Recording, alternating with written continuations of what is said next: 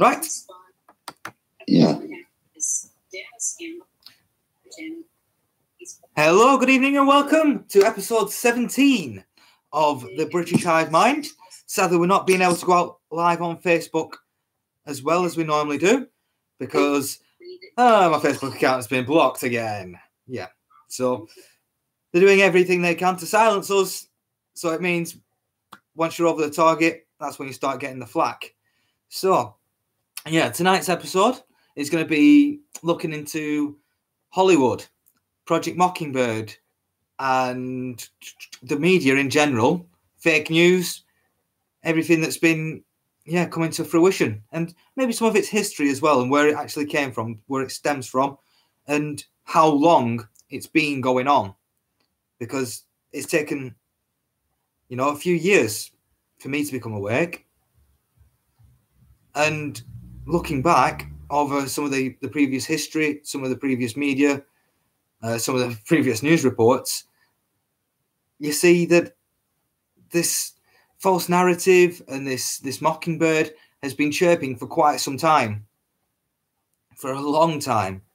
So, we're going to briefly touch upon that. My guest here, Neo, is not, we're both not especially experts in the media, but we can certainly see what's been going on. We can certainly see what's been happening, and we can certainly have a little chat about it. So, the first thing with the media, or medium, as we could call it as well, is that it's controlled and owned by one or two entities.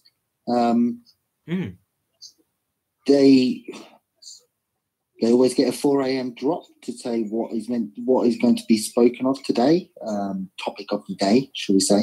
Yep. And here's your lines, and this is how you must say it, because you might have seen some of those posts where it's literally American news broadcasters repeating the same thing time and time again, different broadcasters, different people just saying the same line. And it's like teleprompters, isn't it? It's in front of them. Yeah. Yeah, they're only little puppets saying what they've been told to say. But, yeah. There's no real journalism. Well, no free press. We're meant to have free press. Yep. And real investigative journalism with true hard facts, instead of opinionated information, because that doesn't help anyone. Yeah. To know everyone's opinion. You need to know your own opinions. You need to have the facts to form your own opinion.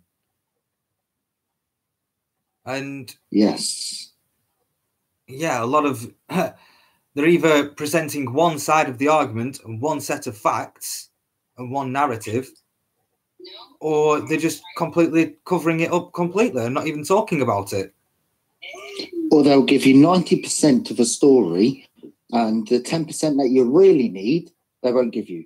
Yeah, they won't give you that. No, we're not giving that information out. We're not giving the 10% of facts that's required for you to make an informed decision. Yeah, to make your own choices, to make your own decision, to think it through and think, well, actually, I believe this. Or, well, actually, I think that he's done this for this reason. Or, actually, I don't think that actually happened. Which seems to be a lot of the case at the moment. There's a lot of possible false flags, possibly hoax. I'm not 100% sure. I can't say for sure.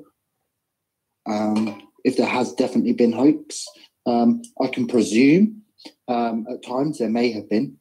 I look at this Syria. Yeah, it's the most blatant one at the moment, isn't it? Yes, and if people do their research, there was coordinated attacks, not with UK or France, with Russia and America.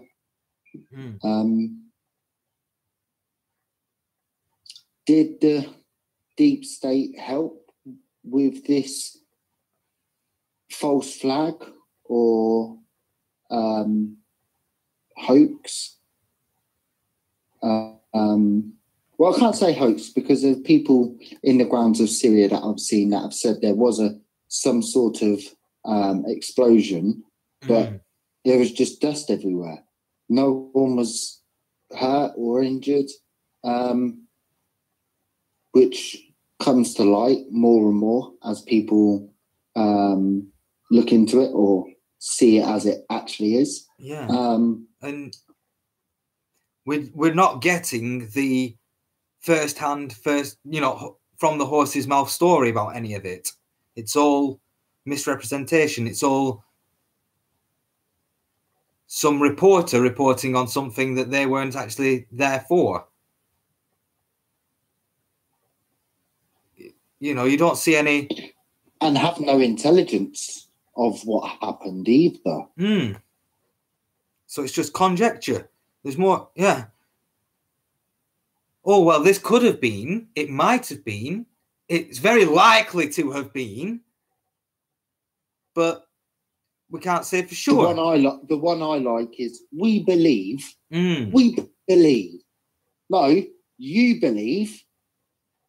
That it's the we part. It's just trying to use everyone, like the nation, like, oh, we thought it would be a great decision, the best decision.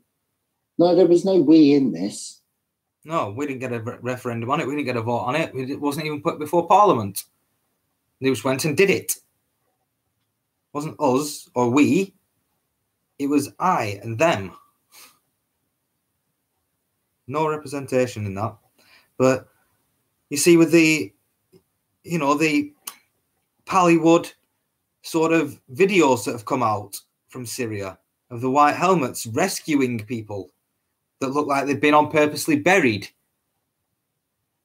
You've got the videos of the children in the school faking the gas attack, falling on the floor and starting to shake about, which was so obviously pre-planned, premeditated, and directed. I've seen and shared on a few medium a couple of videos of ISIS fighters that are as white helmets doing these videos. Yeah. And we all know that ISIS, Hezbollah, Al-Qaeda, Hamas, all of these, they're all deep state. And when I say deep state, that could be CIA, MI6, Pakistan intelligence, Israel, was Iran, Mossad, and North Korea, and yes, Israel, all involved. But now North Korea's been set free from CIA, MI6, whatever, from the deep state. Yep. And now Iran is boxed in, literally boxed in from all sides. They've got nowhere to go. You watch Iran. Iran next will be overturned. Yeah. And things will be happening in Iran. After Iran will be Israel. Or it could be us. And when I say us, I mean the UK. And on the back of that would be the EU would fall. And the nations, the member states will be set free as well. And there'll be no difference. Actually, there will be a lot of difference. Each country will be able to prosper and grow and do what that country wants to do. Yeah, right? Do what they're best at. To grow. Yeah. Yep, looking out for themselves, being able to put in trade deals amongst the European countries that are going to help benefit the countries themselves. And that's not saying that us are going to help out a poor state. Like, if you've got, I don't know, say like Lithuania and stuff like that, if they need help with their economics or anything, right, there'll be people around the world that would be happy to help, right? We don't need one governing body. We just need a set few people that are willing from each nation to go, we're going to help each other out once we've got everything sorted. Yeah, well, we have to... That's the big thing. We need to get each other ourselves sorted before we can help anyone else. That's it. Because this country's giving far too much money away in foreign aid when it really needs it itself. It's giving far too much leniency to every other country when it needs to take some strong actions upon itself. And it's got out there... We need to bomb in Syria when we've got no need or want for it. We should be, concentrating on our own country.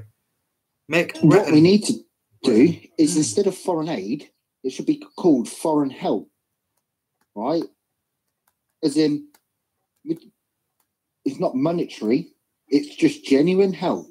Why does a nation need money to better their economy? No, what they need is better advisors. Better education system, better infrastructure, better manufacturing capabilities. Things like this is what makes a nation good, and what can make a nation great is by having your own people do your own work for you, teaching your own people, training your own people, building your own things. That's what makes a nation great. That's what really we need to concentrate on doing ourselves and help promoting to other nations as well, instead of having to rely on foreign aid or having to rely on EU subsidies and EU giveaways. No, work it out yourself, put a plan in place and build. Because guess what? The country next door to you is going to want to buy your stuff off you if you make it good enough. And guess what? That country that's next door to you might have things that you want to buy off them. Simple economics. And it's just with the EU. Pineapples don't grow everywhere. Yeah. Olives don't grow everywhere. Yeah, everybody uses olives pretty much every day. So it's... Yeah. But it's something that's always been pushed with the EU narrative, is the EU's better for everyone. When in fact it's not at all better for everyone. It's better for Germany. Yeah. Well, not at this stage at the moment. Letting all the... No. I think even they've been sold out now. They've been sold down the river. Yeah. And I don't see why they did it. But there's got to be a reason. There's no action without reason, especially when you come to the elites and the globalists. That's what they'll be doing something. There'll be definite hidden agenda somewhere. Definitely. Now, like I said, it's the media narrative around the EU saying it's better for everyone when it's not. Spain doesn't need chuffing handouts. Doesn't need its handouts. It needs more. Needs to get them stop being lazy. Yeah. And only working part of the day. Because I'm not going to lie. Not everyone, not every Spanish person, but a large amount of Spanish population sleep in a lot. Go to work like midday and work really late. If they, I know it's a warm country, but Australia's a lot hotter than Spain, right? And I managed to do a normal, I say normal job, I was a chef, right? And I was working from 10 till, no, it wasn't. It was like various shifts. I'm just thinking back on my route. It's various shifts. But yeah, you can work a normal day and do normal things, even if it's warm. Well, the thing is, what happens in Spain, especially with Spanish builders, because I work with a few of them, is they'd start work at 7 in the morning, work till about 11:30, 12-ish, go to the bar, have a few beers and something to eat, and then debate whether they're going to go back at 3, 4 o'clock to work on till 8 o'clock at night, 8 o'clock in the evening. And yeah, depending on how well the night before went, depends on whether they want to go back to work or not. But by the time they've had their dinner and had their just had their dinner. It takes like 5 hours for Spanish people to get you food to your dinner, dinner to your table. Well, deliberate. And then you've got to have 30 different courses. And deliberate whether to bother going back to work or not. But yeah, then it gets to about 5, 6 o'clock ish, and they're like, well, no point going back for 2 hours now. we'll do it mañana, tomorrow. But even with the Eastern European countries, you know, they're chuffing hard-working people. Yet they need more, I don't know, put it like training or more educational infrastructure to help take them away from more skilled education. Yeah, take them away from the sort of factory production line mentality, what they've been promoted through their media, what has been promoted to them through the narrative, especially of the EU, to more, instead of having other companies come in and buy their factories, and the other company, the non-local company, running the factories and the plants, and having non-Eastern European directors or non-Eastern European high management. They need to get to building up their own. I believe that would be very good, very profitable for them, you know. And I'm not sure about their banking system, but it's corrupted everywhere. But it's central. Yeah, I probably believe that it's the EU bank, isn't it? Yeah, that the EU's taking full control of that and is not letting the locals progress in the financial sector, in the financial services sector, because Germany wants its financial services sector to be thriving. Britain relies upon its financial services. That is the main contributor to our economy, is our financial services. We're the financial capital of the world. Yeah. Whereas we used to be the freaking manufacturing industrial heartland of the world. We have offices and logistics. That's all we have in this country, really. And coffee shops. Very small manufacturing businesses. Yeah.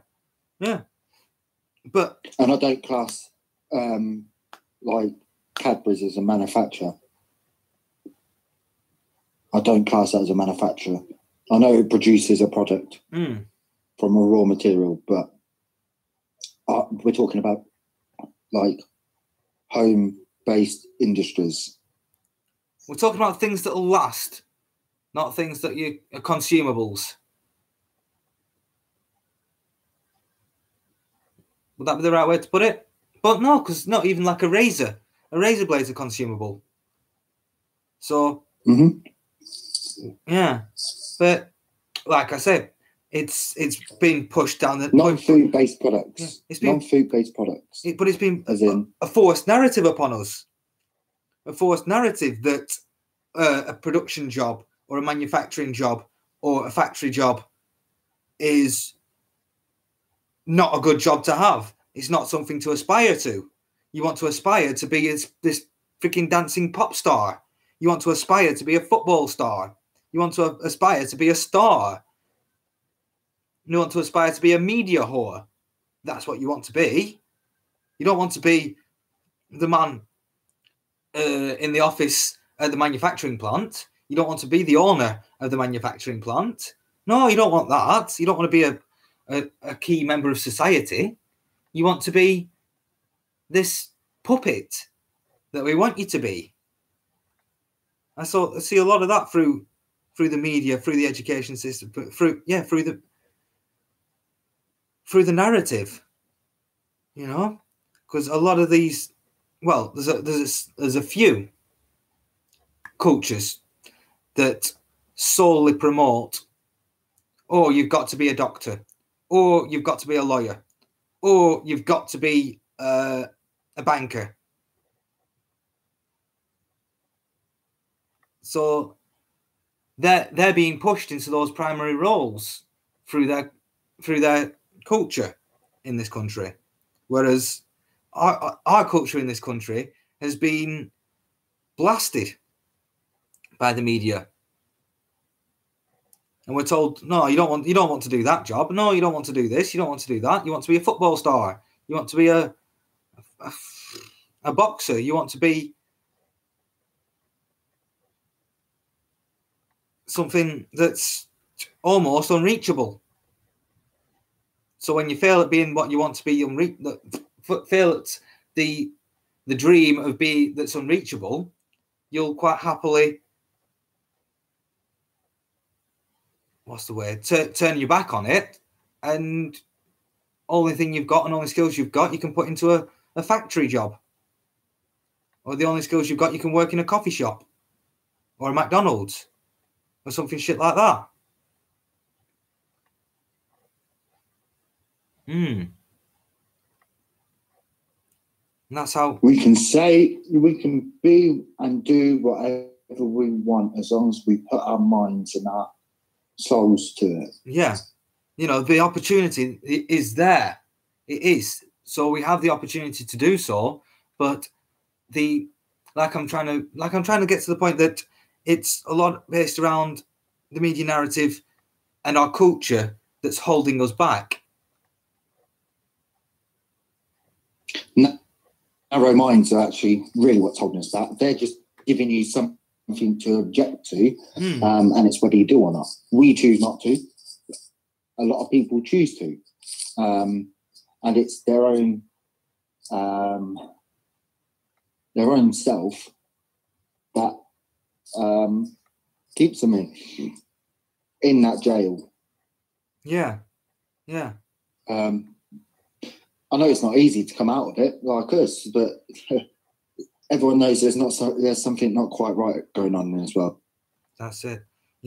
When your culture nowadays and the narrative that's being pushed upon you is gang culture, and you want to go down the street with your Glock and shoot someone in the face and that sort of shite, that's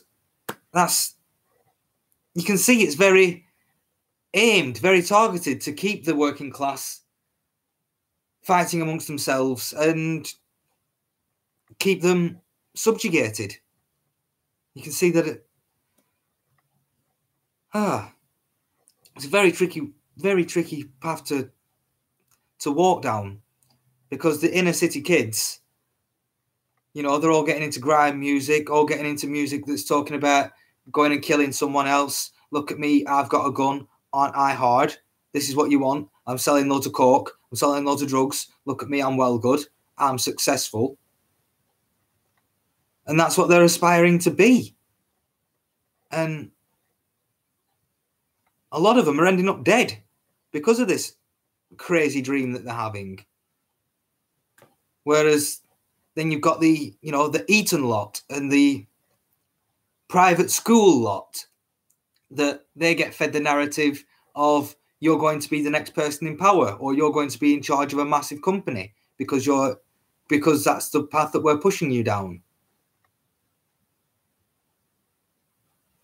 It'd be very difficult for a working class person to get these roles, to get these positions, because they've not got the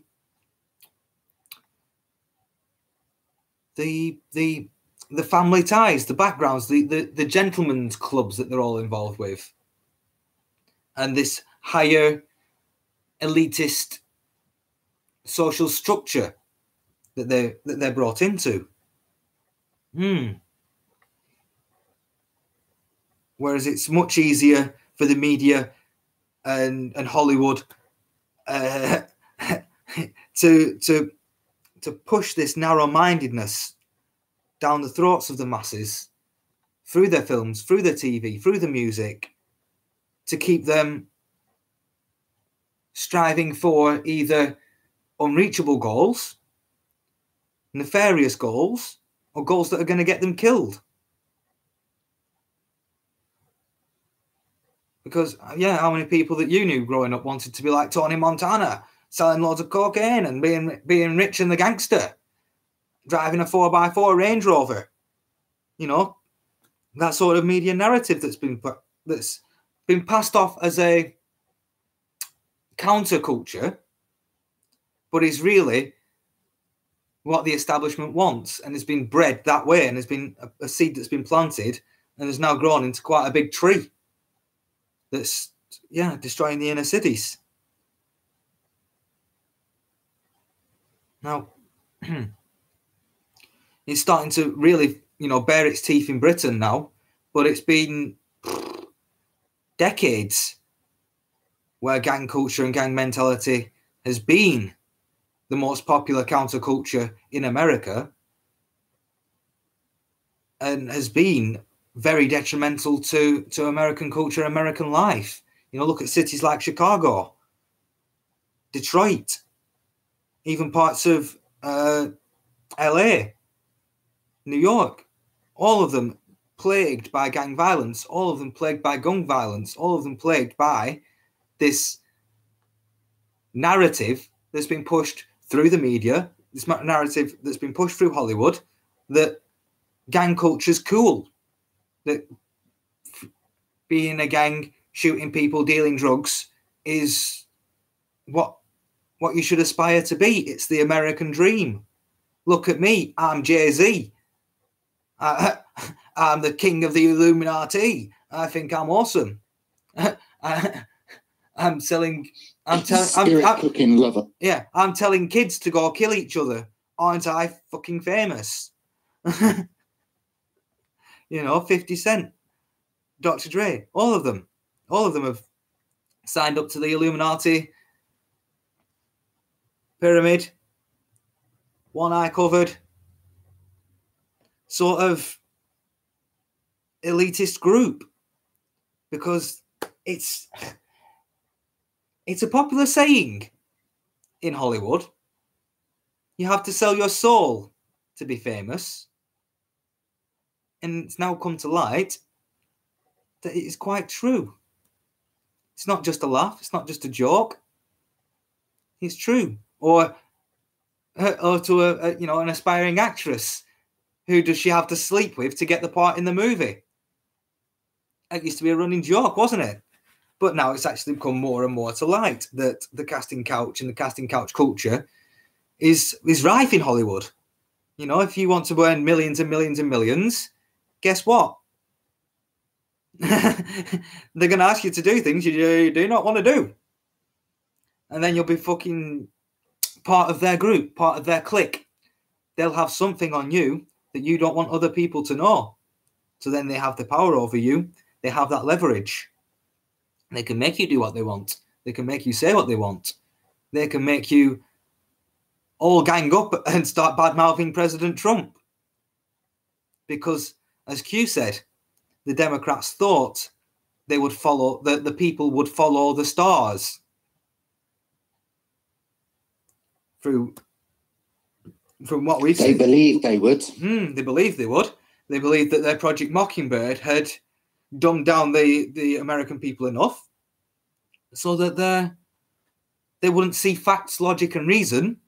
They'd see the emotion and the adoration and of the stars that that are telling them what to think and telling them what to say, and they're telling them,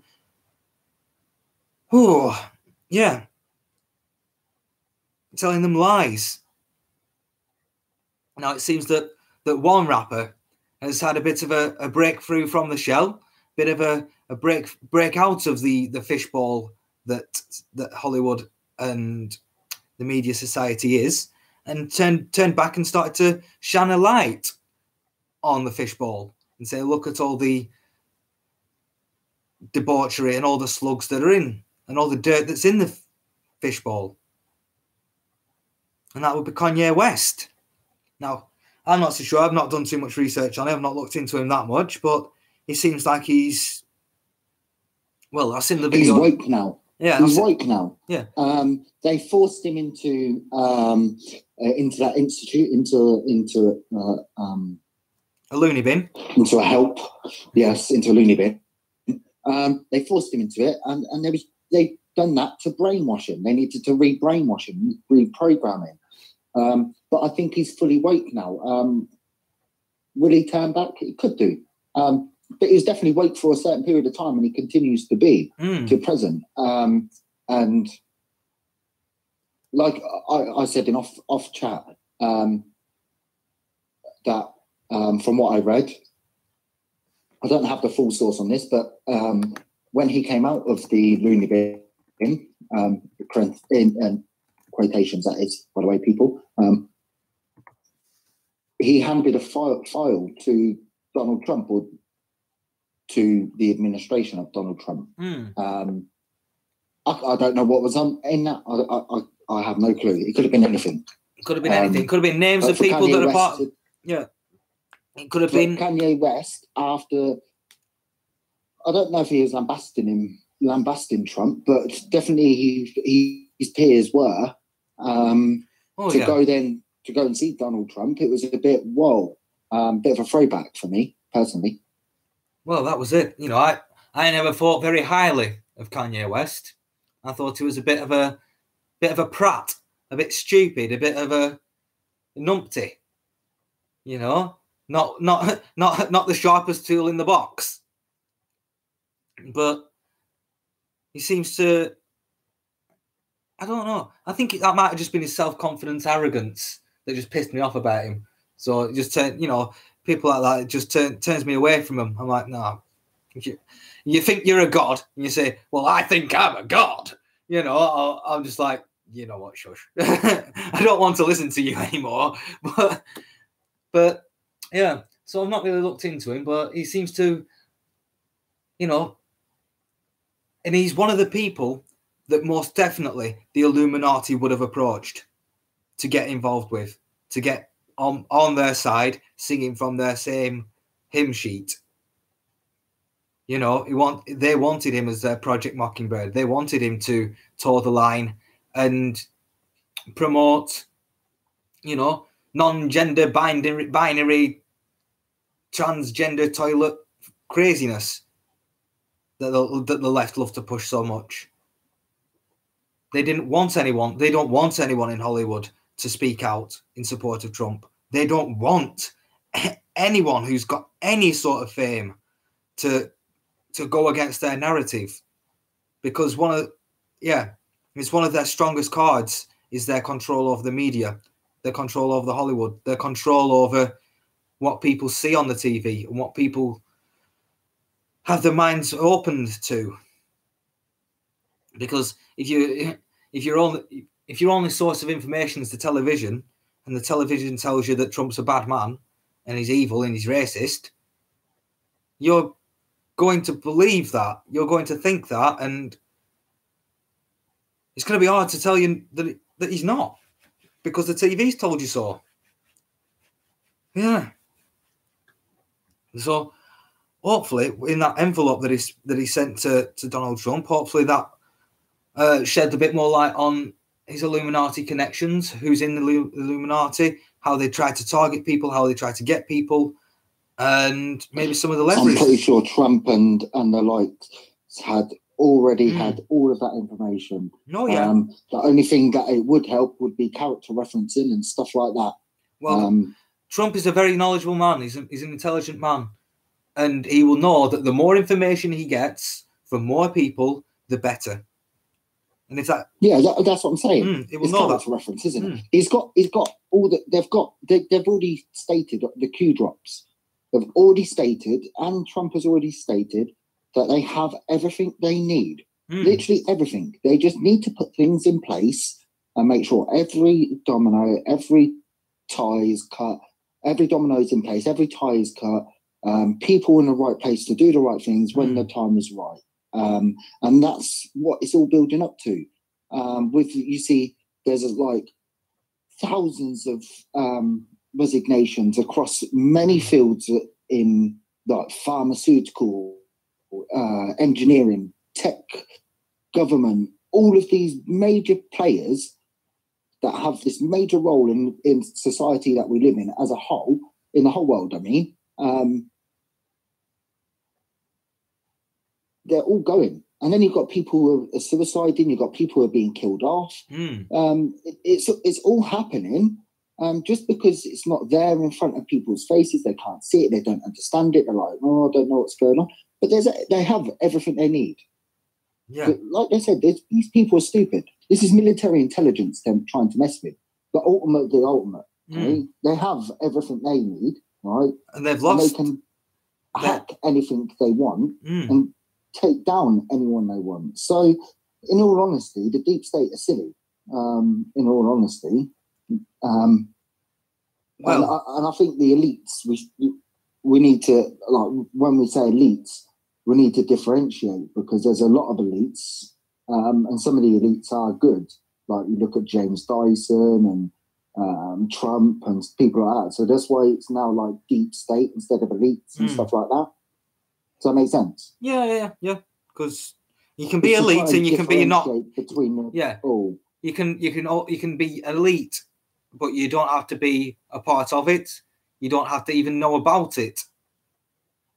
You know, you could be just a relatively rich person and be classed as an elite, but it seems to, like you say, a lot of the elites have been corroborated by the deep state and recruited by the deep state to help with their nefarious means and nefarious tasks. Or have only become elite because of the deep state. So the deep state completely and utterly owns them. So I get your point on that one. Yeah, so it's because it truly is the deep state that's at fault here. We can see that it's them. And when they had control over military intelligence, when they had control, they were really powerful. Really powerful. Now they've lost control of the military intelligence. Now they've lost control of a lot of the people. They're really grasping at straws, and their stranglehold on the media is their best card. Is their ace up their sleeve? Is the only thing that can, I won't say save them, but poison the people against the truth. You get where I'm coming from there. You see, if Trump was to go ahead with a lot of with toppling the dominoes, the media would be all up in all arms, going absolutely mental, lying and pushing a narrative that would be false. You know, they would be the forever thorn in the side of progress, in the side of always on the opposite side of what Trump wants to do, and always on the opposite side of what is right and what's needed to be done. You know, they'd even start. If all of the evidence came out, the documents were there, everything was there for the indictment of Hillary Rotten Clinton. Guess what? The media would still be there on her side, defending her.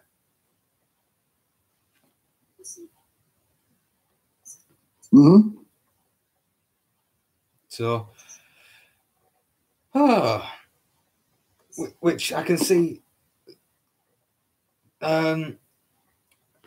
Trump is doing his darndest, his utmost to not silence the media, but make them tell the truth. You know, the companies like CNN and the companies like the BBC. They're so untrustworthy now. It's unbelievable. Nobody wants to listen to them. Well, I certainly freaking don't. So, yeah, with the whole Trump coming to power and the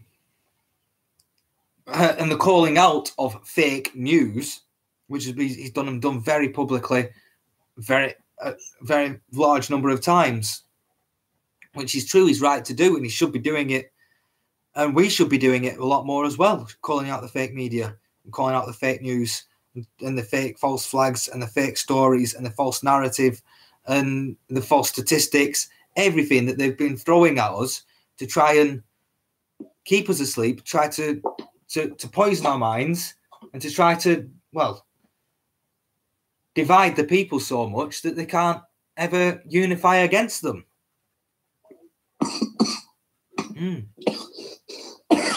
Sorry, people. Good stuff, buddy. Yeah. The water's perfect. It just went down the wrong hole. You've been coughing for an hour now. And then it went up my nose. Dripping at your nose. Yeah, lovely. See, I'm not a Russian bot. I'm definitely human. Because it's done up into robots. Sorry. Well, we don't know about the frigging... What about that? The robot woman in Dubai that's got more human rights than a normal woman. That was a funny one. I saw that on the media. That was a funny one. But yeah. So, moving on, sticking with the subject, moving on still with Hollywood, which is something that's come to light recently. It's been there. It's always been there. It's been there for a fucking long time. And it's the same with our freaking Houses of Parliament. But very difficult, very horrible subject that's been rife in Hollywood. Has. Yeah, and that's the pedivores. That's the pedophiles. That's the pedophilia. That's the satanic Luciferian rituals and human trafficking, and all of it is rife with it all. It's disgraceful, and people are bred into this society doing this as well. It's it's very sick and twisted. Well, that's it.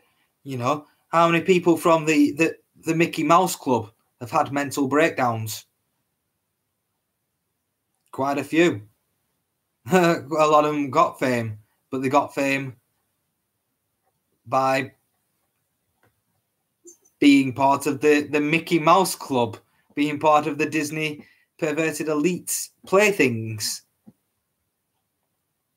Yeah, because it's actually some of the hierarchy in Disney have been arrested for paedophilia. I remember one guy who was arrested. Can't remember his name or anything. I wish I had somebody who could bring up the stories and stuff. But someone who was, I think he worked for Nickelodeon, then got charged with paedophilia, and then was hired by Disney. Which, yeah, just shows that even if you've got that stain on your record, they don't care about it. They'll come back and let you work with children some more. Madness, utter madness. And I've heard stories of them child trafficking, shipping containers filled with children coming into the port of LA.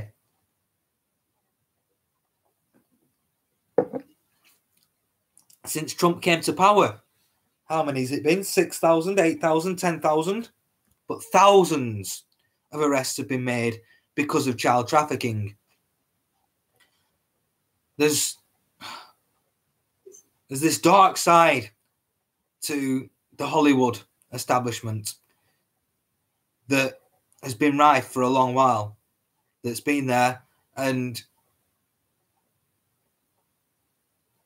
they've been preying on young, innocent children for a long time.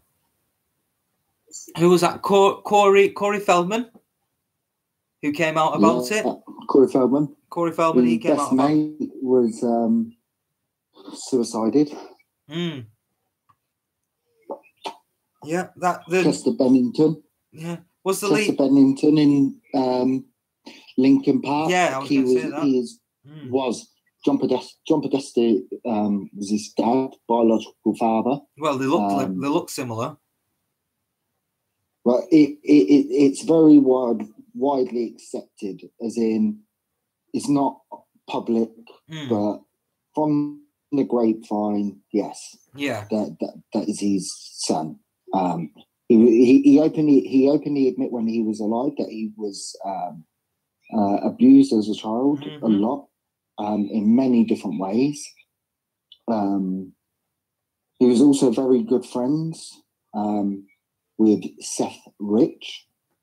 And if anyone knows who Seth Rich is, he was what we believe he was murdered as a attack from the deep state, from him giving Julian Assange information on Vault 7 and the like, and Hillary Clinton in that. Yeah, he was part of the DNC. He was part of the Democrats. He went in there with their ideology, thinking that they were good. And then he slowly worked out and found out that they weren't good, that they were evil, and he had to get that information out. So he took we believe that he took a pen drive and downloaded a lot of information onto that pen drive and got that pen drive over to Assange and WikiLeaks. And was making a backup. I have just to touch on Seth Rich. Yeah. So, and this is just genuine speculation from certain things that I've seen and observed. So there was 2 people that were killed who were part of MS-13 the day after the Seth Rich assassination. Yeah. And these are apparently connected to Deep State, and they were apparently the ones that killed Seth Rich. But apparently they were only killed because they didn't actually kill Seth Rich. Seth Rich managed to escape, and he got in hiding. He managed to get away and get in hiding. This is speculation, okay? This is speculation. And what was I going to say? Yeah, so, yeah, and he's in hiding. And apparently, one of the Trump rallies, I think it was in Florida this year, there was a man standing in a grey khaki jacket. He had like a big beard. He looked a bit scruffy. He was holding a photo of a van. And that photo, if examined properly, is a van behind a shop or a building where it is possible that Seth Rich actually got away. And that was him holding up the photo, explaining it, saying, I got away, I'm here. I'm always with Donald Trump. And Donald Trump, not Donald Trump, the Q drops, it stated in one of them, you will once it comes clear, I'm paraphrasing here, once it comes clear, once you find out who you're speaking with, you will be shocked. All right? Now me, when I read that, I was like, that's Seth Rich. I just had this gut feeling. I don't know. It's just speculation. I do hope he is alive. Yeah. For many sakes, he can shed light on a lot of things for everyone. And not only that, it means that he wasn't killed. He wasn't murdered. His life wasn't spared. And he fooled the deep state. Well, it's one of those weird ones because it was supposedly a mugging that had gone wrong, and they found his wallet and all his possessions were still on him. But did they find the body? I'm not sure of them actually stating that they found Seth Rich's body. I don't have that information to hand. But as we say, that's what came out in the media, and even through the people's media as well. That came out that it was actually part of Hillary's plans was to use MS-13 as her terrorist squad and her assassins.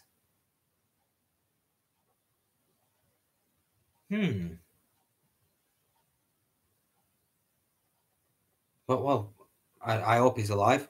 He did not deserve to die. No, he was a good... Yeah.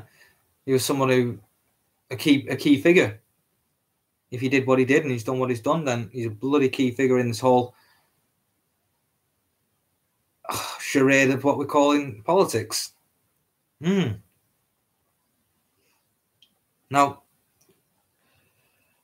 yeah, we got a bit distracted though with Seth, but it's one of those. Well, it was all part of the media. Yeah. All part of it. It's all connected. Well, that's what we find. As soon as you start to take the 40,000 foot view of things, you'll see what dots are where they connect, and you'll start to see the bigger picture of everything. Because we say it time and time again, everything is linked. They're all connected. It's like that Richard Bacon game. You know, you'll always get back to a certain point. Everything will be linked to there. That will be linked to there because of that. That will be linked to there because of that, and that goes straight to there. Done. Right. Let's pick another point. Right. That from there to there to there to there to there to there to there to there. Oh, and we've got back to this main point here, the deep state. Yeah. And well, even stars that I liked.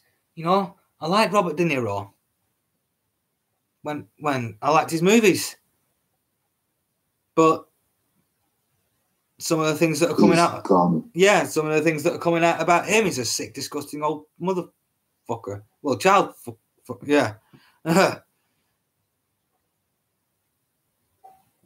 So, yeah, sorry, spoiler alert, everybody. I should have done that at the start of the show, really. Bit of a spoiler alert. Once you look into Hollywood, once you do your research on Hollywood, what it is, what they do, you won't want to watch films no more. Or you'll be watching films and thinking, so that's shining a light on that. Oh, so that's now that in plain sight for us. They're preparing our minds to accept this sort of thing. You'll start to take that mentality whilst you're watching films, and it's, yeah. It adds a new depth to films. Some of the more crappy films that have got a really one-layered plot line and one-layered story. You're like, you can look into it a bit deeper, a bit further, and think, well, that's why they're saying that, or that's why they're doing that. Could this all be for sure? Could this be briefing us on what might be happening over the next 10 years? Is there a certain specific point that they're trying to make by showing us this? Are they trying to prepare our minds to accept that this is okay, that this is real, that this is fine? Yeah.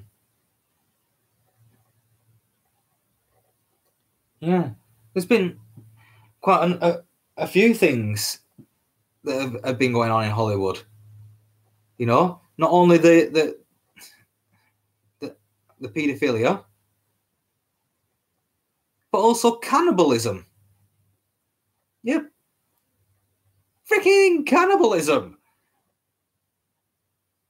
It's not a joke, people. It's not a joke. It is true. There are restaurants in LA that serve fresh human meat. And stars like Katy Perry, and there's a couple of others that have been famously frequenting the place and recommending the place to some extent as well. Oh, I can't remember what it's called, but you take one look at the menu. I've done a bit of research online. You take one look at the menu, and it doesn't say it blatantly. It doesn't say human meat. Fresh human meat for consumption, but it says hints. It hints at it. It's telling you without telling you.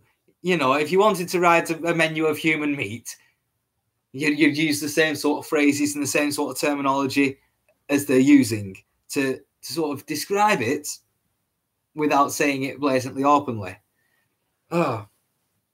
But that links back to the consumption of flesh, which links back to Luciferianism and links back to their disgusting rituals and culture of the Luciferians, where we've talked about the harvesting of adrenochrome.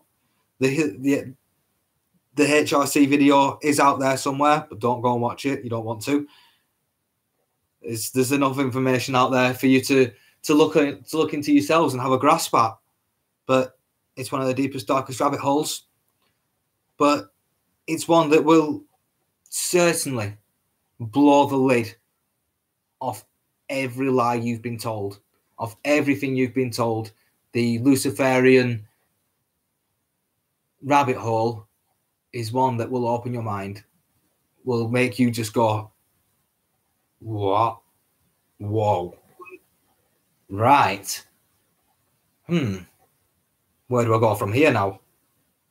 That sort of thought mentality. And it's like we say, it's one that's got a lot of links from here to there to Luciferianism, from here to there to Luciferianism. It is the religion of the deep state. And the deep state is not only America, as we're talking about Hollywood and things like that. The deep state originated in Britain, and maybe possibly even earlier to Renaissance Italy, to even earlier. Even earlier civilizations as well. The deep state's there, and the deep state's had its hands and its fingers and its tentacles in all aspects of power and control. And they've got very good at using their Machiavellian tactics. Very good. You know, the MK Ultra projects, they've come to fruition now, and from what you see, what we can see, is they're very advanced. They have got very good techniques, but that's only what we can see. That's the only part we can see. What's there in the shadows, it's one for the imagination. Beggars belief. It's a frightening prospect to think that how well they can control the mind. And then you've got the propaganda arm. Their propaganda tactics are almost flawless nowadays, where it takes only the red pilled to really start to smash down their propaganda, you know. And it's turned into a point where we really can't trust a word that they say. We can't trust anything. And they want that. It's part of their plan is to take away the trust from everyone and everything. So no one knows what's up or down and what's right or left anymore. It's part of the confusion. Once they sow the seed of confusion, then they sow the seed of doubt. Once they sow the seed of doubt, they sow the seed of danger. Once they sow the seed of danger, they sow the seed of fear. And all these plants start growing and growing and growing. And guess what? They're growing in the foundations of society. And once the foundations of society become weakened by these well-rooted plants, it starts to crumble, it starts to fall apart. And we are seeing it more and more, day in, day out, the crumbling of our society. When you've got news reports coming out that a murderer is only doing 7 years in prison. Why do you think the court's bad, corrupt as fuck? But why do you think the media is jumping on this story and letting the people know this story? Because it wants to sow the seed of doubt. It wants to create that climate of fear. And it wants to show that society is breaking down. They want you to see it. Because if you start to see it and start to believe it and start to think it, you start to accept it. And as soon as you start to accept it, they can make it worse. You'll see them. They'll do this. It's bad, but you accept it. They do this. It's bad, but you accept it. You do this. It's bad, but you accept it. Stage by stage, step by step. To a point where they could walk up to you, punch you in the face, and you'd go, oh, and accept it. It's all by design. It's all part of the plan. It's all what they want. And through the media, through Hollywood, through every channel that they possibly can, they've been dictating us down this path. It's not a path of our choosing. It's not a path of our choice. They paint it like it's our choice, like it's what we want. This is what we want. This is what to think. This is what to dream and to aspire for.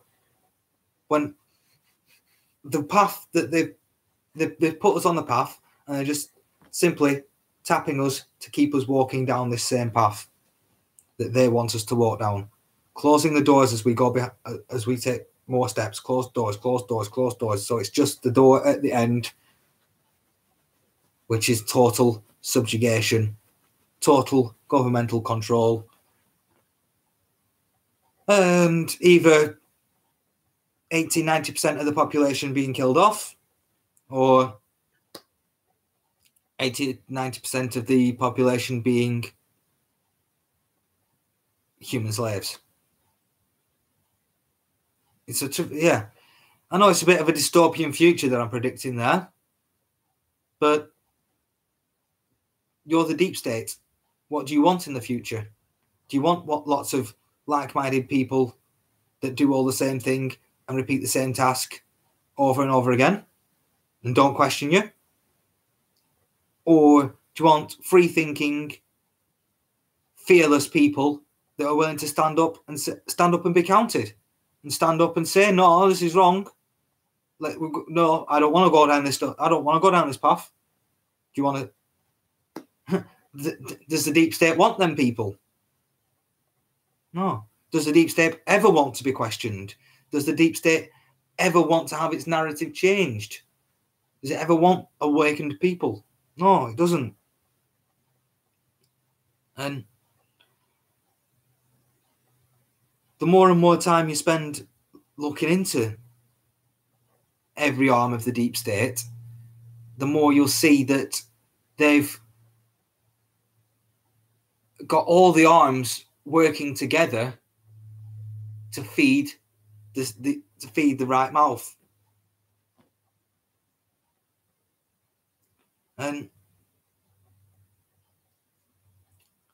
Hollywood, and it's in its first form, and where it's actually come from, was there as a method of control, was there as a method to dictate to people what they want, what they need, what they should be, what they should think, what they should do, who they should aspire to, who they should look up to, and just they found that this was a better medium than religion. This was a better controlling function than religion was. It was easier to do. It made it simpler to get away with blatant Luciferian wants. Through the religious doctrine, the religious dogma, and the religious doctrine, they're not able to tell you to go and kill that person over there because he doesn't think the same thing as you. But now through their media, through the Hollywood, through these methods of control, they can do that to people. They can say punch a Nazi in the media, in the narrative. Whereas, well, especially through the Christian religion, you can't particularly do that. Where it's now the now sullied culture far enough to make people very easily programmable by their media. Very easy to say, this is your dream. This is what you've got to do to get to your dream. Go and do it. But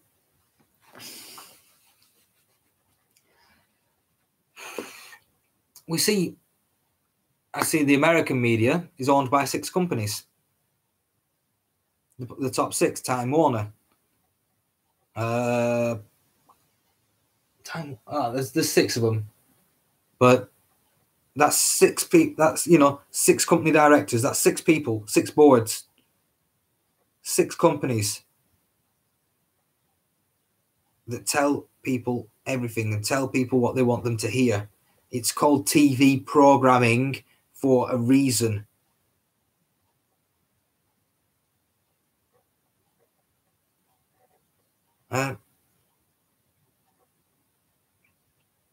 It's to program us. Yeah. So it is. It's to keep us entertained.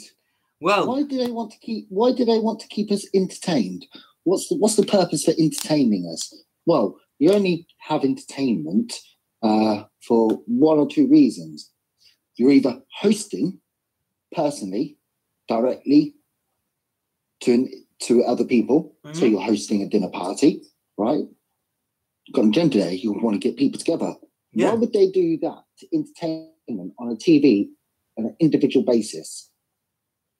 So why would they want to distract you as an individual in your own individual homes? So you don't look outside. You don't go outside. You don't go to places. Because if you did, you could start talking. And then this gives you something to talk about. But that something to talk about is the programming, the entertainment that they're putting on for you, not the people who you should be talking about, which are the people who are behind all of this entertainment.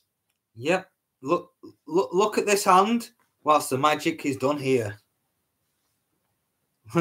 Yeah. I don't think we touched upon that point, really, have we? That the media is being used as the circus, is being used as the way to distract people, the way to take their attention away from the real issues, the real points that matter, and to give them somewhere to escape to, because the society that we live in isn't particularly nice anymore. So here's a fictional society that you want to be a part of, don't you? And the distractions just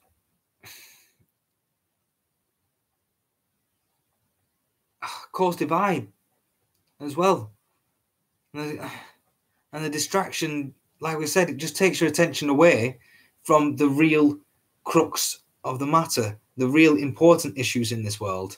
Your people are more bothered about who's singing on the X Factor or who's killed who on Emmerdale Farm, rather than your politicians are stealing from you, rather than your politicians are involved with a massive Ponzi scheme, or your politicians are Luciferians, or your politicians are a part of child sacrifice and child trafficking and trying to cover it up as best they can, or your politicians have sold your country down the river for this EU superstate that they're all so keen on. Your politicians are no longer British citizens, they're European citizens. So they have no want or right or will to save Britain. They want to save Europe. But that's that. You don't want to think about that. Here you go. Have some entertainment. But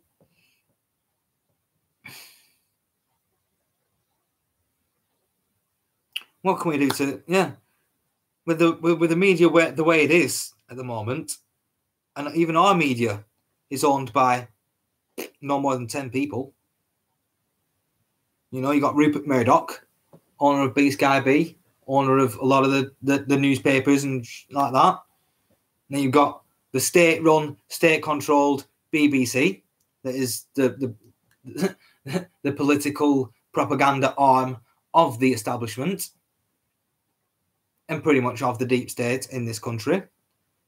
Then what? ITV, Channel 4, Channel 5, all of them sing from the same hymn sheet. All of them get their news from Associated Press or Reuters. All of them get told what to say, what they can and cannot say. All of them.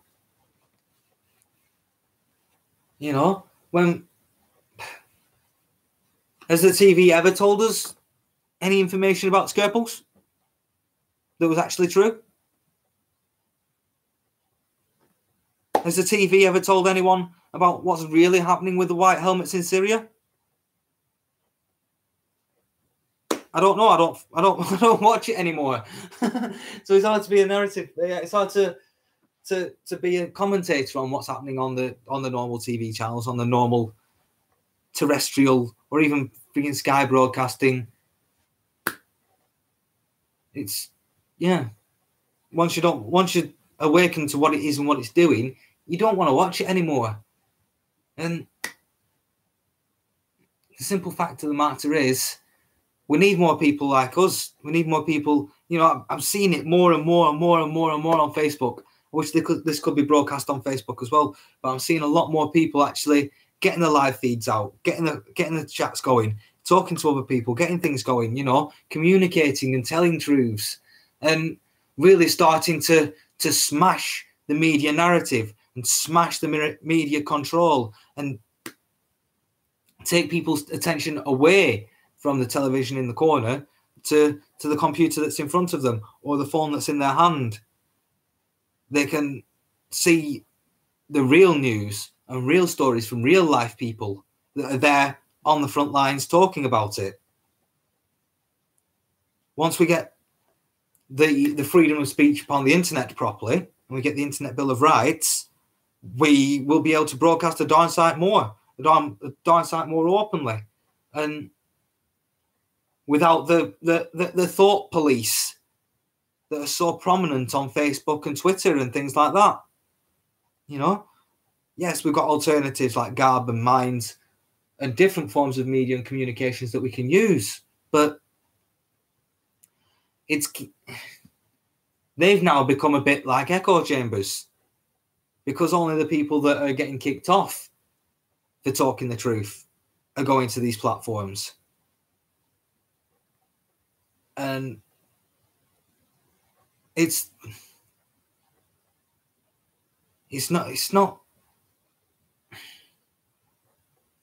I won't say it's not getting out there enough, because I'm starting to see I'm starting to see it permeate. I'm starting to see it get out there. But I've been talking and had my mic muted. I've been trying to speak up and like, David, why are you interrupting me continuously? I was sat there going, okay, is my guest gone? Okay, just keep going, keep freestyling, talk. You're a talk show host. So talk. I was speaking. I was away with the fairies. I was like speaking away, and then I looked down and I was just like, oh, my mic's muted. Mic's muted. Oh, bugger. I thought you'd lost the plot. Alice. A long time ago, Alice. How are you? I'm all right. How are you? Yeah, I'm very well, thank you. All right. Yeah. He was just talking to himself. It looked really odd. Yeah. I'm good at talking to myself. Some of the best conversations I've ever had with myself. You're doing really, really, really, really well, because I couldn't talk to myself for that long. Oh my dear. I'm very well averse. I'm so sorry. I'm very well versed in talking to myself. You jumped out. No, I thought you jumped out, to be honest with you. I was like, okay, I'm not hearing anything from my guests. Okay, just keep talking. I had some really good points that I touched on as well. Okay, let's go. Yeah, they're gone now. I didn't even, this is like 10 minutes ago. Well, have at it. Get some points out there. On most of it, to be fair, on what I was going to say about like the Mockingbird media and how it's used, how they're using it and why they're using it. And it's quite sick, because you think you can trust one source, and then the next day you're like, well, that's a load of crap. And you're like, oh. And then and that's why you have to use so many different sources nowadays, just to put the puzzles of the pieces of the puzzles together. Otherwise, you're just lost. And I can understand how and why people are confused when all they do is just watch or hear and I say hear because people don't listen, or most people don't listen. They just hear things. Even like, especially with music. I'm like, listen to this song. And they go, yeah, I've heard it. That's not what I said. I said, listen, not hear it. Yeah, but I did. I was like, no, all you done was heard it. You said that. You said that you heard it. Listening would imply that you know exactly what's being said and how it's being said. Yeah. And maybe if there's a secret point into it, or the lyrics are very good, or, you know, things like that. Yeah. There's a difference between listening and hearing. Well, you can differentiate instead of just hearing music and just dancing along, going, yeah. And do you know what? It's when people sing the words as well and they still don't understand the song. Yeah. Or the lyrics. Or what the song's about. But a lot of music nowadays is just drivel. Utter drivel. Nonsensical garbage that's there to distract you. Well, today I decided that I was going to sing nothing but golden oldies. And do you know what one of the first songs that I started off with? It's not like really, really old, but it's quite old. There's a lot of people nowadays that wouldn't know what it is, but it goes a bit like this. My boy lollipop. I tell you what, don't give up your day job. No, it pays the rent. Well, I can't sing either, so I've no room to talk. Well, this is not the Chuffing X Factor, so we're not having a singing song contest. Yeah. Who's the best singer? I do sing, I just can't sing. Well, yeah, I'm there. I do sing. It sounds great to me, but to other people, they don't like it. Makes their ears bleed.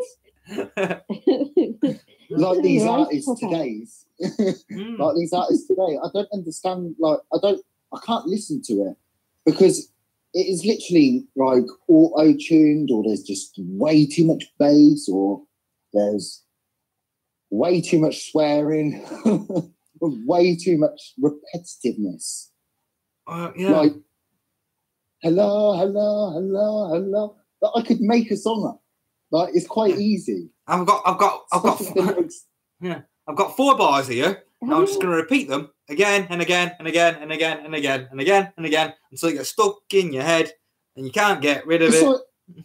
It's like that Whoop'em Gandam style, right? How did that actually make it out? Because if that was in the 60s, right, they'd have gone, yeah, you need a mental institute, mate. Yep.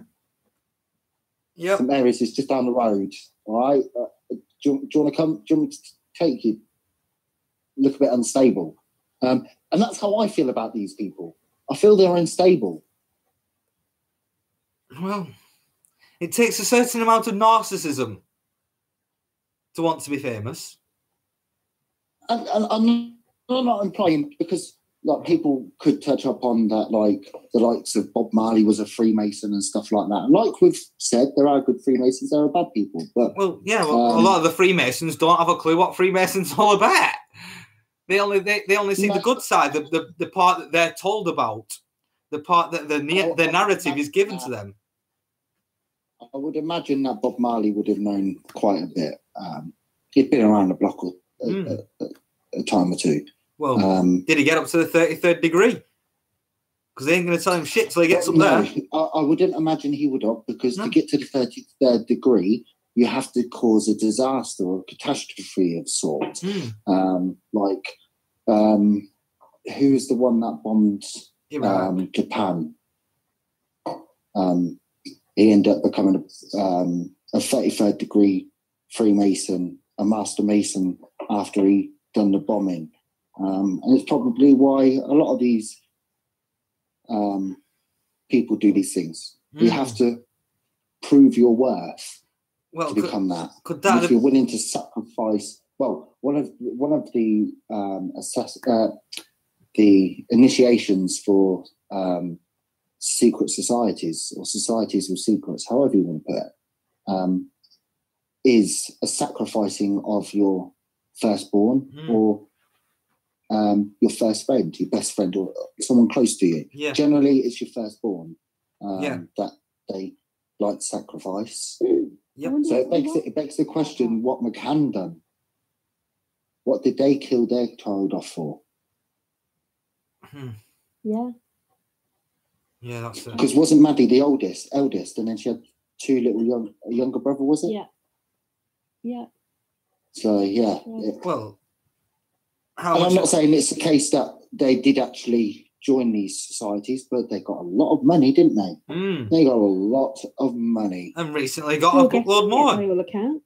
Yeah, they are, aren't they? Because they're still looking for Maddie. Just had another 170,000 or something. Yeah. Maybe their mortgage payments behind or something. So they just thought it was cashing.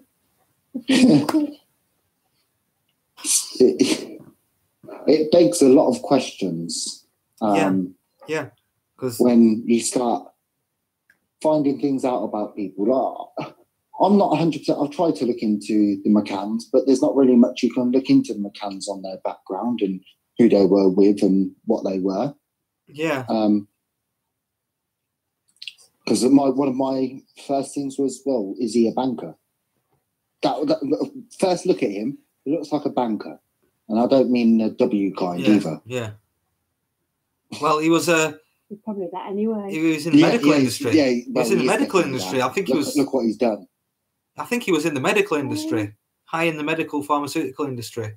Maybe a it's radiologist. What he's into. So yeah, that was it. So yeah, there you go. That's Dr. Dad.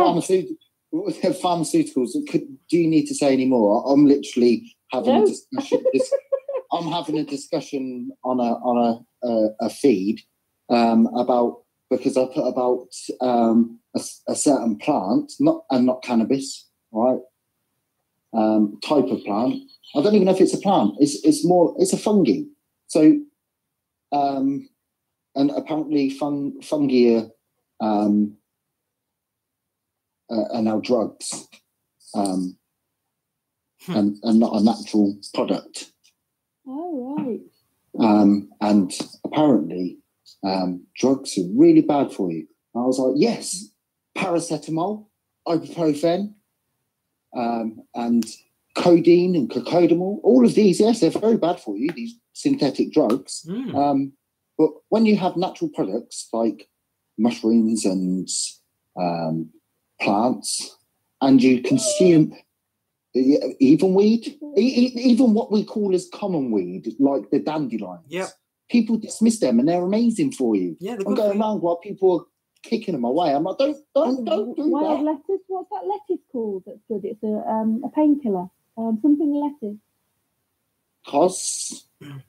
Curly leaf. It looks like a dandelion, but it looks like it's grown out of its roots. It has a really long stalk, and there's leaves all the way up it. It's something lettuce. Can't remember. But if you break into it, the stuff that comes out of it is white, and it has the same effect as heroin. You know, for a painkiller. Oh yeah. So it's a natural opioid, opioid sort of. Yeah. I say opioid, I mean the same type of chemical you structure. boil it down and make a paste out of it, and you can take it for pain. Well, I think we're going to do an episode on food. I think I know what you're on about. They literally, and they grow wildly, don't they? Yeah, it's a weed. It's just a weed. Yeah, and like when you walk past it, especially on a warm day, you can see like the white frothy part coming out of it, can't you? It's like looks like foam, doesn't it? A woody sort of stalk it has, and the leaves grow like sort of like dandelion leaves. So they'll be at the bottom, and then like 6 inches of the stalk, and then some more, and then another 6 inches of stalk, and then some more. Yes, because I remember as a child seeing that, and I always wondered what it was. I was like, oh look, the plants are spitting at me, and then I used to like lick it and put it on my tongue and stuff like that. And I wondered why it was like I used to get a tingly sensation. That's probably why I was so nuts as a child, because I used to eat anything with nature, I literally used to eat everything. It didn't bother me. I'd be rolling around in life, going to the woods. It wouldn't bother me. Mushroom now, it could be poisonous, but I'm going to eat it anyway. It doesn't bother me. It's possibly why I'm so crazy. Or is it that everyone else is crazy and I'm normal for doing these things? No, yeah, absolutely right. Well, Alice, I think we're going to do an episode on food. I'd like to be a guest on that, seeing as you do know quite a lot about food. And we'll do a whole episode dedicated to food, natural remedies, and a foodie episode. Because being chefs, got rid of the flu virus in 2 days using nothing. Right, don't spoil us. No, I'm not. I'm leading people in. Yep. People are going to want to hear this. I have information about antibiotics. Son had perforated eardrums and mega infections, and I cured him without going to the doctors. Excellent. No, it's a remedy. It's not curing. A remedy. I gave him a remedy. Yeah. We're not allowed to cure people. If we say cure, we can get arrested. Oh dear! In prison. Go on that. No, I gave him a remedy, and he didn't have to go to the doctors. But I will tell you what it is on the show. Yeah. How's about tomorrow? Yeah. We're about to wrap up this show now, I think. Since we've nicely segued into a next show, an up and coming show. So, what about foods and natural remedies on maybe tomorrow's show? Is that okay for anyone? Yeah, we could try that. Yeah. Yeah. Sounds good. Great stuff. Yeah.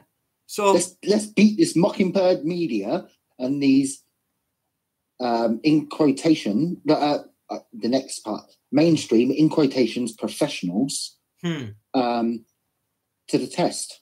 Let's see what they actually really know and what they actually really do. Yeah. It's not for your benefit. No. They have a big giant back pocket to fill. And and you're there to fill it for them. Yeah. Shh, don't tell everyone. Yeah, that's another symbol of these societies as well. The finger on the lip. Yeah. Or they do. That's it. Shh. Yeah. Got to keep it quiet. Secret. Yeah, it's a secret. Secret. You only see secret society. You know about us. We just have lots of secrets. You only see half of what is really going on. I don't we see half. Yeah. Actually, we do. Yeah. As woke people, and I believe other people see it. They just, I don't know. There's a lot that ignorantly ignore it. Ignorantly ignore it. Ignore it because they don't feel they can do anything about it because there's not enough people. There's not enough people that know about it. So it's fingers in ears, fingers in ears, fingers in ears, fingers in ears. Don't want to know. Don't want to know. Don't want to know. That's what it is. Yeah. Yes, and a good point because at work the other day when what's her name, Kate, had a baby. Spawn of Luciferians, yes. Yeah. People at work were going on about it, talking about like what the name's going to be, how much it's going to weigh, rah rah rah. And we're thinking, who gives a shit? Yeah. I was thinking, all that was going through my head was, what about the 600,000 children that go missing each year? What about the 600,000 children? What about all the abuse? And it came on the day after, or the days after, that I found information and evidence of what I believe to be John Podesta abusing a child at the back of Comet Ping Pong, which is a pizza parlor that has live bands. Yeah. And the boy where he's shouting at him. Yes. What do you call me? What do you call me? What do you call Dad? He was calling him Dad, but he's like, I'm your father. You call me your father. That's it. To me, it's irrefutable in regards to, I know John Podesta's voice, and it's him, no doubt. The first second I heard that voice, I was like, I knew exactly who it was. And your intuition does not lie to you. What lies to you is your overthinking. So if you initially think, shit, that's him, then guess what? 99% of the time, that's what it is. especially when you can't see the face and it's only the voice. And I know his voice. I could be a million miles away and catch the last sound wave of his voice, and I know he's in. And yeah, and I spoke out about when people were talking about it. I was like, yeah, but I was like, why don't we talk about the 600,000 children that go missing each year? And I was like, Glenn, it's not, everyone knows about the rules because it's on the media. I was like, this is my point. Yeah. I was like, what? These people are lying to us. They're hiding things away from us for a reason. Why? What is that reason? Yeah. They're showing you this to keep you distracted from what? Come on. And I keep on saying to them, they'll piss on your leg and tell you it's raining. And I'll stand by my word because that's what they do. Literally. And people take it up. They may as well just piss in their mouth because they drink it like it's... Yep. Like it's the fruit of the loot. Yeah, fruit of the frigging tree of knowledge. And it's when people say to like the people like us, when we refute or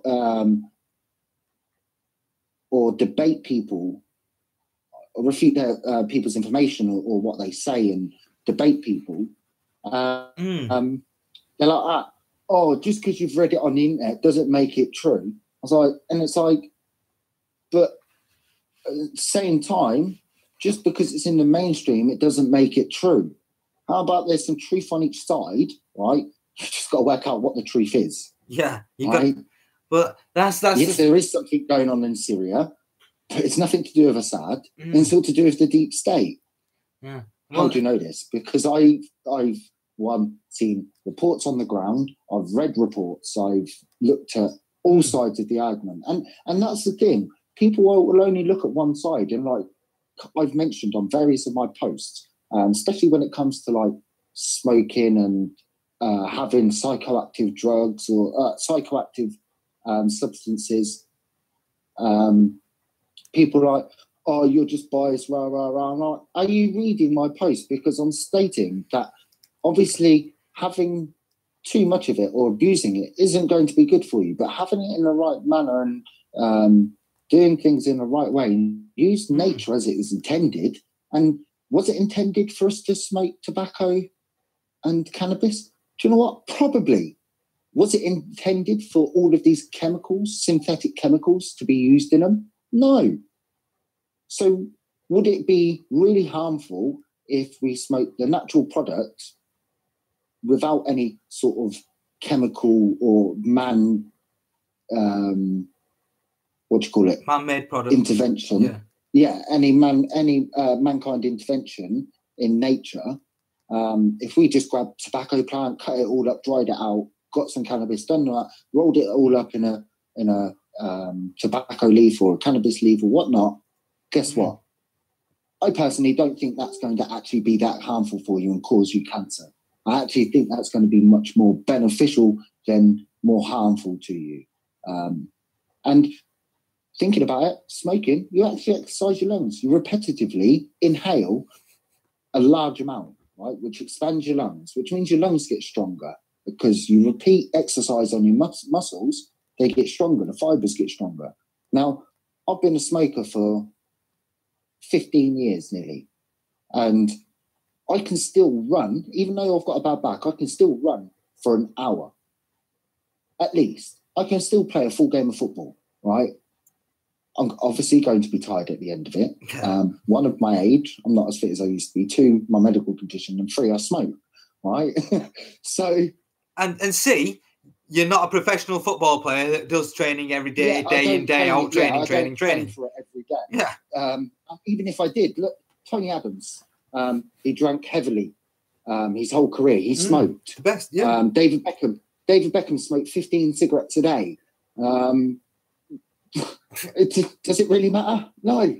What matters is the balance of your lifestyle. That's what matters. I don't smoke 40 cigarettes a day. I'm lucky if I even smoke 10. I don't even 5 at the max. I smoke 5 during work, and I'll probably have a couple of smokes at the end of the day, right? And that's it. So effectively, I only really smoke, five roll-ups. And I smoke roll-ups. I don't even smoke cigarettes. I smoke roll-ups. Mm. I think Roll your own uranium rods. Yeah. But it's educating on all sides, isn't it? That you need. And the TV and the media is a great freaking tool to use to properly educate people. It's just being used to uneducate people. Condition, program people. That was the only reason it was invented or given to us or forced upon us or why do you think doing its job? Why do you think they did so much research on the flicker rate of the television? Why do you think they did so much research on people? Yeah, human test subjects and you say the flicker rate of the images. Well, they are conscious part of our brain can only register between 20 to 30 frames per second. Right? Your subconscious can take an infinite, right? But that doesn't mean that you won't forget other things, because clearly you will. But it's in your subconscious, so it doesn't mean that you can pull all of this information through. And now they're putting between 90 and 120 frames per second. So there's a lot of frames there that you're not consciously able to see, but subconsciously you are. Yeah. So if you think about it, when you watch a horror, or I say horror movie, they're more gore movies nowadays, they're not horrors. So if you watch a gory movie, you think that in your conscious mind that you're scared of what you see, but subconsciously you're actually scared of what you didn't see. Yeah. Because does that make sense? Yeah. Well, it's not your conscious that's scared; it's your subconscious. If we took the subconscious, because of the other images that were put into your head in the frames per second that you couldn't actually see in your conscious. Like if you take the subconscious out of it, life would be like looking through a strobe light when something's in a strobe light. This is what you'd be a robot. Yeah, this is what you are seeing. Because your subconscious is there to fill that gap and to make it a smooth progress. Because, like you said, you will only take in a very certain amount of these frames per second. You will only take in that much information and consciously process it. That's why, there could be a little yellow megaphone in the bottom of the screen. And then 3 days later, somebody asks you, was there a little yellow megaphone in the bottom of the screen? No, I didn't see that. You didn't see it, but it was there. Your subconscious knew it was there. Slow down them frames. You can slow down the frames. There's software out there. It's expensive or hard to get hold of. But if you was to completely break down every individual frame that's built up in these movies, there'd be a lot. It'd take a lot of data. Okay, you'd need a vast amount of memory, a vast amount of speed, capability, everything to be able to do this. So that's why your average Joe can't do it. But you can slow it down enough that you can break down the frames to individual sections, and you'll be able to see what type of screen it was, what was on that screen, everything, what colour the screen was, literally every detail. And at points it has been taken by photos. I've explained it once before about this woman who was on a rubbish phone that you couldn't edit. It was one of the old flip phones that you could only send by MMS.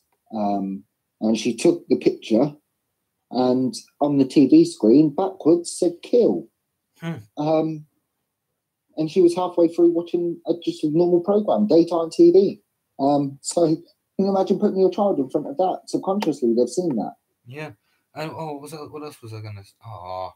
And yeah, have you ever noticed it that if you're watching something in 4K or on Blu-ray, it actually hurts your brain at the very start of it, because there's so much detail and so much information there to take in. Your brain's not used to it. Your brain's not used to it, and and I've played 4K games, and I don't know, it's harder to play them because there's so much information there. And it's harder to keep a clear. Trying to process too much at once. You're trying to process too much at once, and they keep on pushing it up. I wonder if we'll probably get 8K programming soon. And I think it's all about the virtual reality and the augmented reality. Well, that's the next step. There is no more 4, 5K, anything like that. The next step is virtual reality and augmented reality. Yeah. When augmented reality is put into place, it won't be far before they're going, we can just put you in a computer. Yeah. Which they can practically do now anyway. Here you go. They can transfer. Sit in that chair, put this headset on, and there you go, bye-bye. Matrix. Yeah. Just look at the Matrix. That's it. Well, that's one future. We're not sure if we're not sure if humankind is going to make it that far. How do you know we're not already in it? Yeah. Oh, yeah. Already in a computer system. Who knows? You're going to put a chip in your brain. Well, they're already putting chips in your hand. In me. No, that's the plan. Yeah. So that you can. So you'll be able to think what you want to type. I've seen this.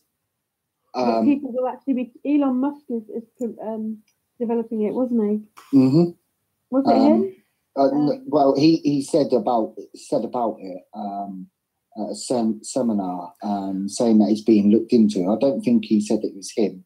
I'm not 100% sure, but it is definitely something they're looking at. Facebook are looking into it in Building 8. Building 8 owned by Facebook. They're looking into it. They've got brain scanners, augmented reality, all of these sorts of things, and their plan is to be able to connect people instantly without medium. Telepathy. Yes, they're planning on it. But the thing is, they'll be able to also read your mind. Yeah. So be able to control you. Anything you think, they'll know about. So remember, your thoughts will be completely open. I remember they will be able to control you. Yeah, remember a lot of what the technology that they bring out and hint to us today, they already have. They've already got it. Yeah. You know, they've researched this, they've developed this in their secret underground labs, and they already have it. And now they're going, right, well, how can we bring this into the public view? How can we bring this out? How can we get it into there and get the public on side to think of it the way that we want them to think of it? It's a good thing. You look at one thing, you've got smartphones, you've got drones, right?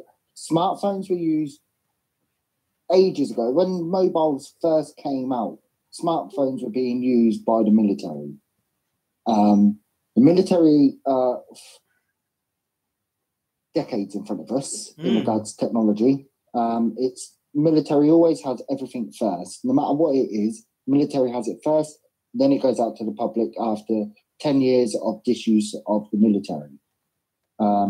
They could just use it for a year and have new technology. 10 years later, you'll have that technology. Yeah.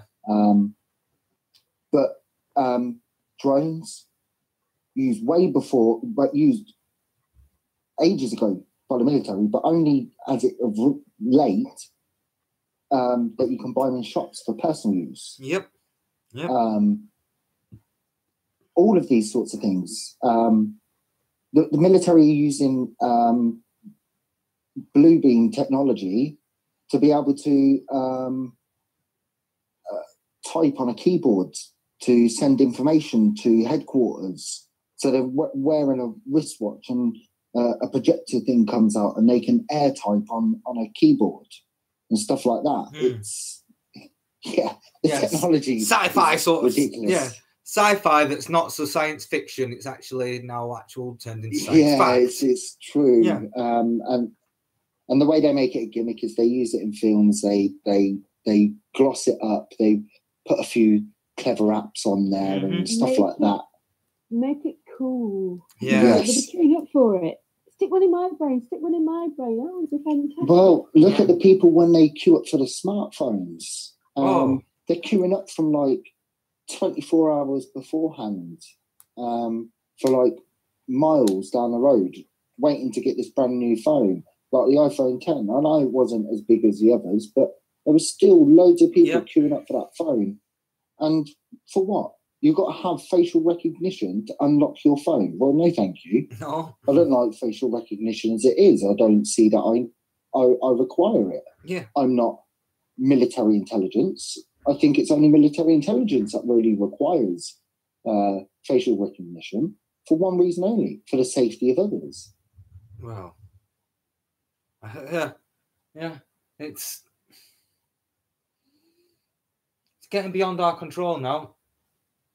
And it's always been beyond our control. Well, no. Well, what I'm saying is it's going to start being mandatory. It's going to be mandatory that you have facial recognition. Look at that little boy when you're talking about mandatory. That poor little boy, that Alfie little boy. Right. When you're talking about mandatory, we are owned. We are owned. Our children are owned. Yeah. We're not free. We belong. We, our bodies, our persons, belong to the state to do with what they wish. Yep. Whether they send us to war or to murder us, euthanasia, to remove our organs, 856, is it, in 1991, organs removed out of children at Alder Hay Hospital, and they were done for it. Yeah. Why are they still open? Beyond me. Look what they've done with that little child not so long ago. Exactly the same what has happened to Alfie. Unfortunately, at the time, there wasn't the capabilities that we have now, or it wasn't used to the best of the abilities. And maybe the parents weren't as strong. But I really want to go. I hope that someone's really drilling that hospital, and it needs to be brought down. And in all honesty, the police, and that's what I was just about to say. The police should not be there to stop people. It's like they're protecting the crown jewels or a royal. Yeah. What are they hiding?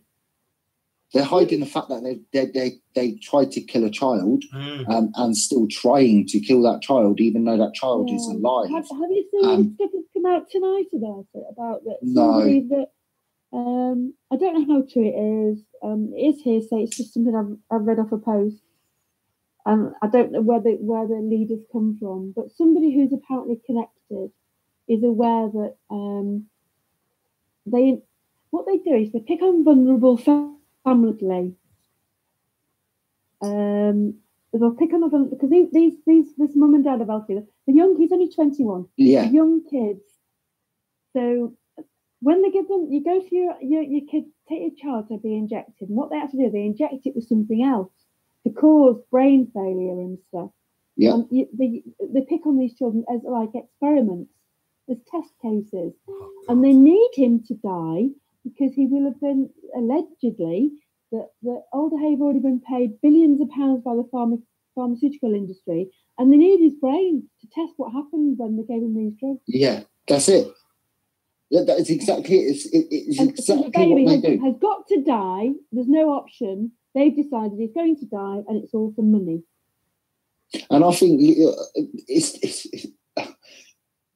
disgusting. And do you know what? I'm glad that there are quite a few people at my work that are listening, and I'm relating all of the things that I've spoken about before, all to this case, and people were just like, Glenn, all makes sense. I was like, yes, of course it makes sense.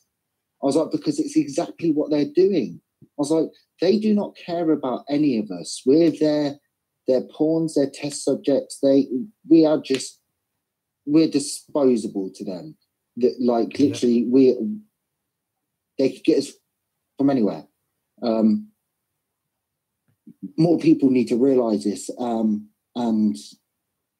we need to rise up. I'm sorry. Yeah, I put it on a post earlier. Go and vote for who the hell you want. Keep voting. Keep canvassing for your leaflets out. You're just playing the game. You're just doing exactly what they want you to do. That you're just carrying on with the pretense that you're falling into line, pretending that we live in a democracy and pretending that voting actually matters. It does not matter. Well, it's irrelevant. It's like we're playing a game of cards against a corrupt hand and a corrupt house, where the house always gets the aces. What are we going to do about it? Yeah, but we keep going back. Yeah, but we still keep playing. Oh, I've got an all right hand here. Oh, they've got aces. They win. What bugger? Right, let's play it again. They go, oh, I promise. You go, you cheated. You go, oh no, go on, have another game. Go on, please. Just have one game. And I promise, hand on heart, I promise I won't cheat this time. Okay, then. Deals them out. And they cheat again. And then the next time it's the same. Oh, we promise we will not cheat. We'll do it straight. This is what we'll do. Yeah. And they go, oh, all right then. And we vote for them. And they just do it again. And again. And again. And again. And Bill Etheridge is right. Labour and Conservative are two cheeks of the same arse. Two sides to the same Rothschild coin. Do you want the red side or blue side? We'll flip it. Just flip the coin. But how many times do we need to bang our heads against the wall before we realise it hurts and we ought to stop? Well, that's what we're trying to do. Do something different this time. That's what we're trying to do. We're trying to wake people up to try to get them to realise that there is other ways. There's other means and methods. There's things that we have to start planning. There's things that we have to start doing to actually change. Yes. So we can actually make shouting out. I've said many times we need to shout out. We need to stop with this speaking out. We need to shout. Yeah, we need to shout out.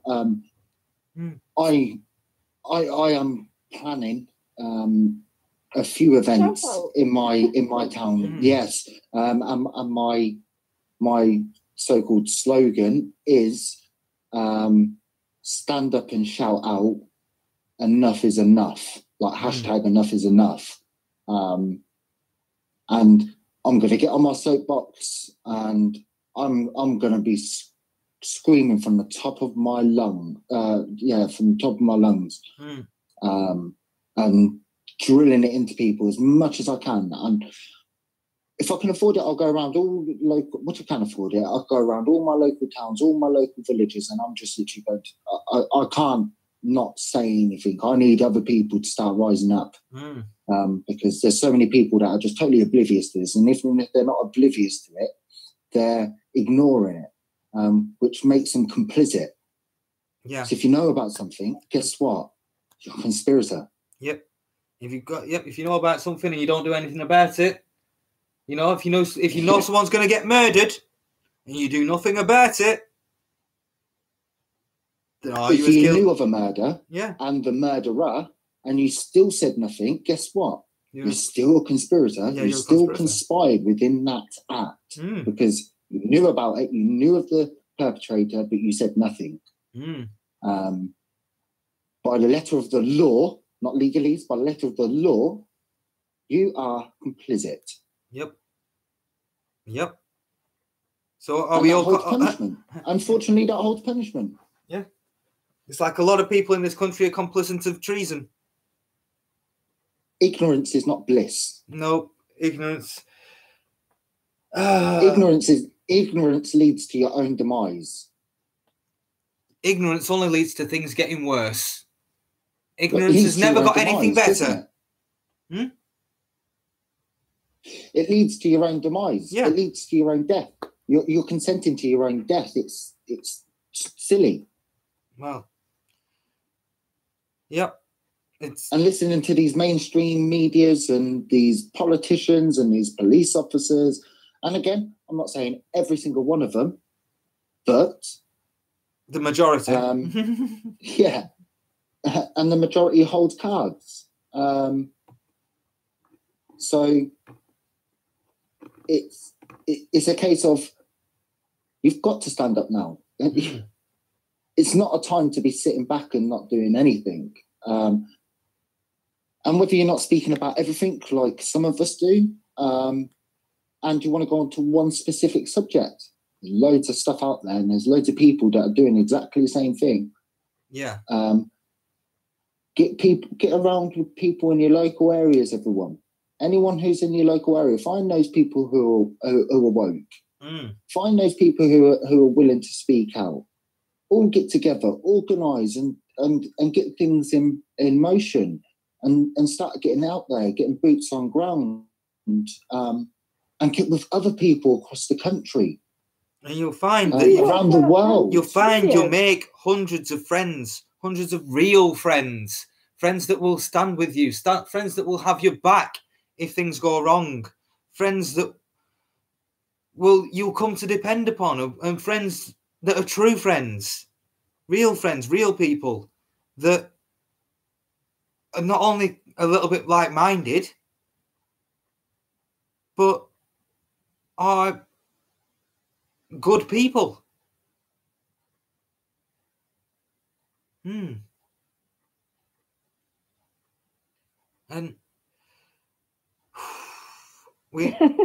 he's cut himself up again. Yeah, he's probably chatting. He's probably going, why are you Sorry, yes. Why are you ignoring me? You're talking away to yourself again. No, I was DMing there. Well, it's coming up to 2 hours now. I think it's about time we ended the show. So we're going to have a lovely time on food and remedies tomorrow. Today's been good. We've been discussing the media, Project Mockingbird, Hollywood, just general filth of the establishment and the deep state. And yeah, I think we've had a good show. I think we should talk about some more tomorrow. Been great talking with you all. And if you'd like to say goodbyes. Good evening, everyone. Well, good night. God bless. And it's good night from him. It's good night from us all. God bless. Godspeed, everyone.